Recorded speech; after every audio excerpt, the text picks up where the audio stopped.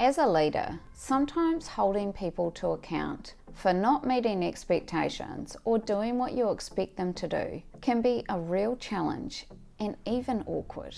Do you have moments where you think, I clearly told you yesterday that I needed you to be on time for this meeting, and here you are, casually strolling in like nothing's wrong, 10 minutes late? Well, sorry, but either the expectations that you set weren't clear, or it's time for you to hold them to account. And if you need some help with setting clear expectations, watch the video linked on your screen. The first tip in holding people accountable is to monitor progress. Have a mechanism to track their progress and to give them feedback and updates. Now, this can be a really light touch, or this can be an extensive project management tracking system, depending on the situation. If it is the person that's casually turning up 10 minutes late for a meeting that's already started, did you clearly explain to them why you needed them to be on time and that they needed to do that? Have you outlined why specifically it was important?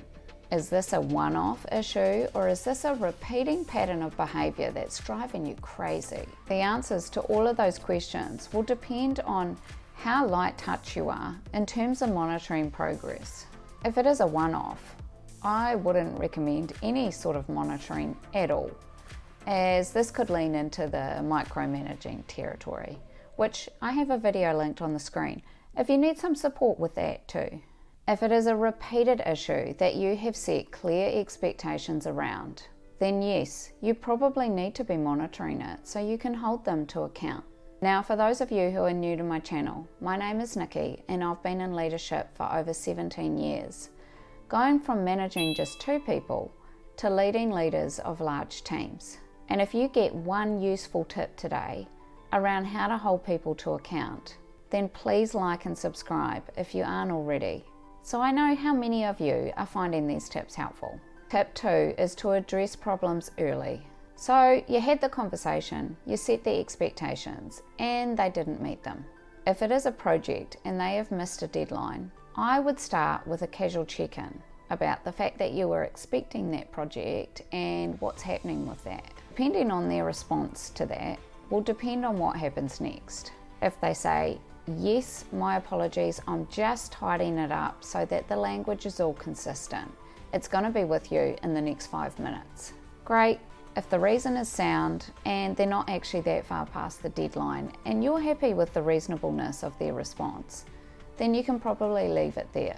But if you've heard this response from them before and they have a bit of a pattern of always missing deadlines or needing follow-up to actually reach a deadline, then I would be thinking about pulling together my thoughts around the other examples that I've seen from this individual and having one of those difficult conversations, which I do have a video about and it is linked on your screen. By addressing problems early, hopefully you're not going to have a history of repeated late deadline meetings, because you're actually going to be on top of it and you're going to quickly notice when they are missing the deadline, or if you really want to, you're giving them a wee nudge before the deadline so you know that there isn't going to have an impact. This may be particularly important if the project is then something that you are being relied on to do something with and give to somebody else, as your reputation could be on the line as well. However, if you can address these problems early, hopefully you won't need to have a whole bunch of difficult conversations. Tip 3 is to be consistent. Don't hold one person to account and then let others off the hook. Be consistent in your approach to accountability. There is nothing worse than feeling like someone else is getting different treatment to you, particularly if that treatment feels like you're getting harsher feedback and hardline expectations than a colleague. It is really important to try and be balanced and fair, no matter who it is you're dealing with. There are always some people that you can connect with easier than others. This is pretty normal, and you can't really avoid it.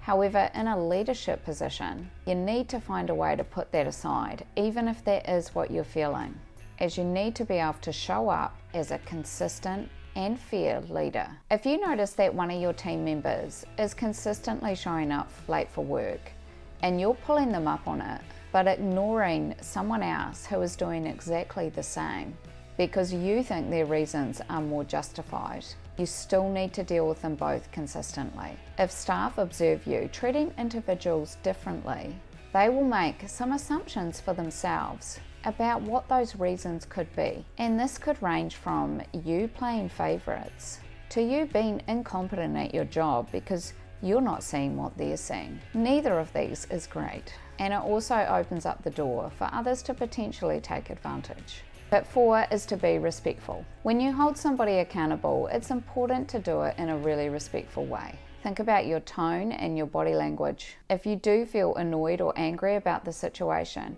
try and take a bit of a breath and calm down before you're talking to them. Being confrontational or accusatory is not really going to give you the kind of outcome that you really want. Focus on the facts and what you have observed about how they have not met your expectations, and highlight the impact that this has had in terms of what you needed them to do and what they did do.